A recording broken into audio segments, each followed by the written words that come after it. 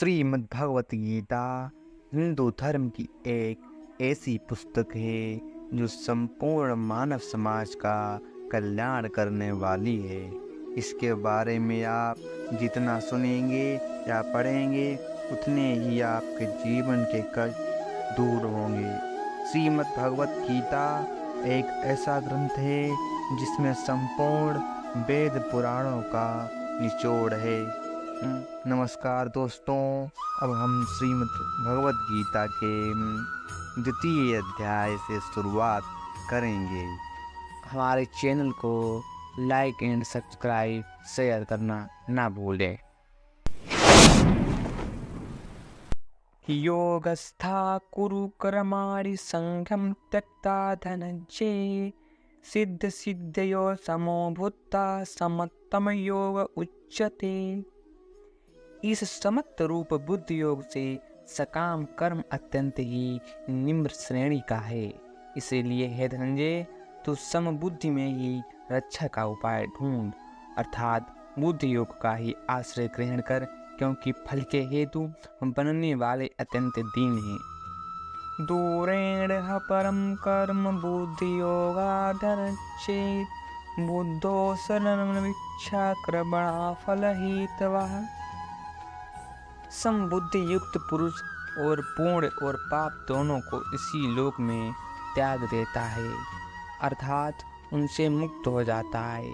इससे तू समत्त रूप योग में लग जा। यह समत्त रूप योग ही कर्मों में कुशलता है, अर्थात कर्म बंधन से छूटने का उपाय है। बुद्धि युक्तो जहाति उभे सुकृत दुष्कृते तस्मादो वायुस्य योगा कर्मसु कौशलम। क्योंकि समबुद्धि से युक्त ज्ञानी जन कर्मों से उत्पन्न होने वाले फल को त्याग कर जन्म रूप बंधन से मुक्त हो निर्विकार परम पद को प्राप्त हो जाते हैं।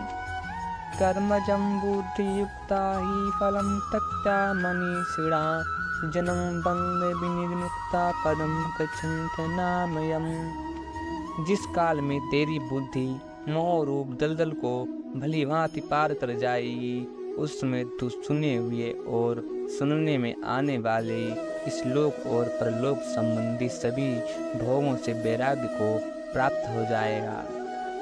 यथा ते मोहकलिनं भूतृव्यतिरिष्यति तदा गन्तासि निर्भेदं सोतवश्य च।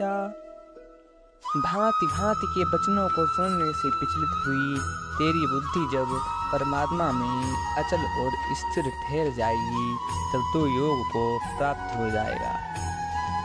स्तुति विप्रतिपन्ना ते यदा स्थिता निश्चला समाधवचला बुद्धिस्तदा योगं वापस्यसि। अर्जुन बोले, हे केशव, समाधि में स्थित परमात्मा को प्राप्त हुए स्थिर बुद्धि पुरुष का क्या लक्षण है? वह स्थिर बुद्धि पुरुष कैसे बोलता है, कैसे बैठता है और कैसे चलता है? अर्जुन उवाच, स्थिति प्रज्ञस्य का वासा समाधिस्य केशव स्थितिं किं प्रभासेति किमासीति प्रजेति किम्। भगवान श्री कृष्ण अर्जुन श्री से कहते हैं, जिस काल में यह पुरुष मन में स्थित संपूर्ण कामनाओं को भली भांति त्याग देता है और आत्मा से आत्मा में ही संतुष्ट रहता है, उस काल में वह स्थित प्रज्ञ कहा जाता है। श्री भगवान वाच, प्रजहाति यदा कामान् सुवान् पार्थ मनोगतान् आत्मन्येवात्मना तुष्टा स्थिति प्रज्ञोत्थिते। दुखों की प्राप्ति होने पर जिसके मन में उद्वेग नहीं होता, सुखों की प्राप्ति में जो सर्वथा निष्प्रय हैं तथा जिसके राग भय और क्रोध नष्ट हो गए हैं, ऐसा मुनि स्थिर बुद्धि कहा जाता है। दुखे सनुदिग्रमना सुखे ते विगत स्पृहा वीतराग भय क्रोधा स्थिर ही मुरोदीक्षिते। जो पुरुष सर्वत्र स्नेह रहित हुआ उस शुभ या अशुभ वस्तु को प्राप्त होकर ना प्रसन्न होता है और ना द्वेष करता है, उसकी बुद्धि स्थिर है। या सर्वतानभिस्त्रे हस्तत प्राप्त शुभाशुभम नाभिनन्दति न दृष्टि तस्य प्रज्ञा प्रतिष्ठिता।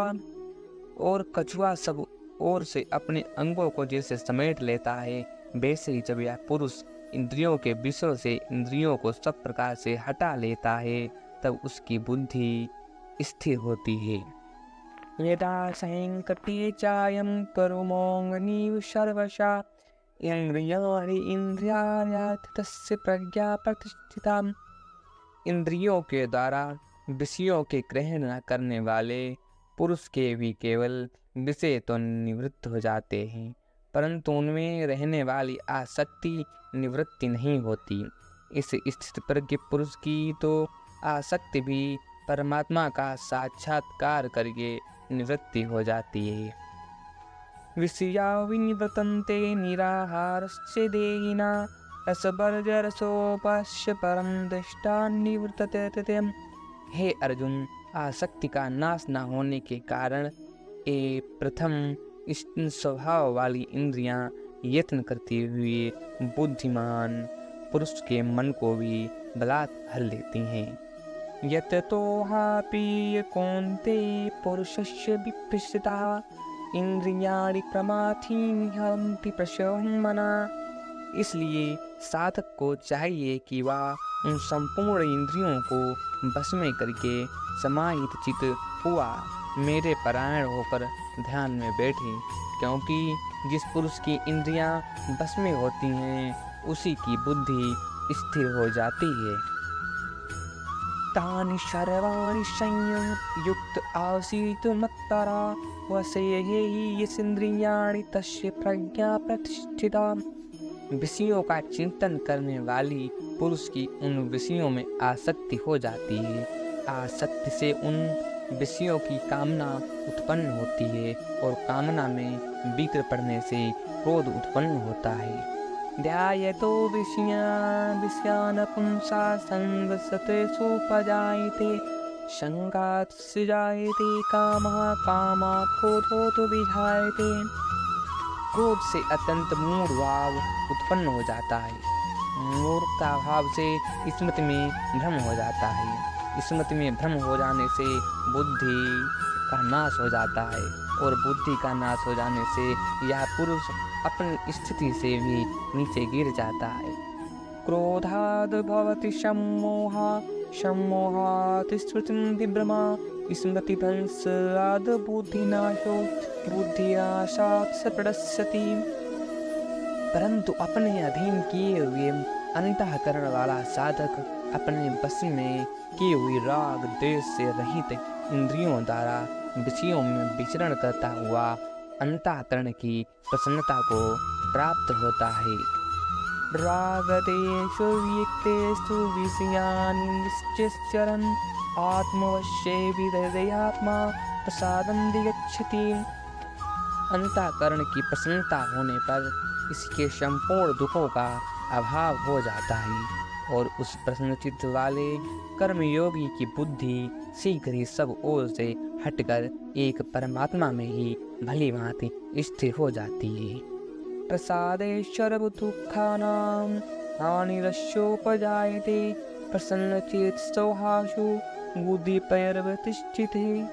न जीते हुए मन और इंद्रियों वाले पुरुष में निश्चयात्मिका बुद्धि नहीं होती और उस अयुक्त मनुष्य के अंतःकरण में भावना भी नहीं होती तथा भावनाहीन मनुष्य को शांति नहीं मिलती और शांति रहित मनुष्य को सुख कैसे मिल सकता है। नास्ति बुद्धिर्युक्तस्य न चायुक्तस्य भावना न चाभावयिता शांति शांतिस्य कुतः सुखम्। क्योंकि जैसे जल में चलने वाली नाव को वायु भर लेती है, वैसे ही विषयों में विचरती हुई इंद्रियों में से मन जिस इंद्रिय के साथ रहता है वह एक ही इंद्रिय इस आयुक्त पुरुष की बुद्धि को हर लेती है।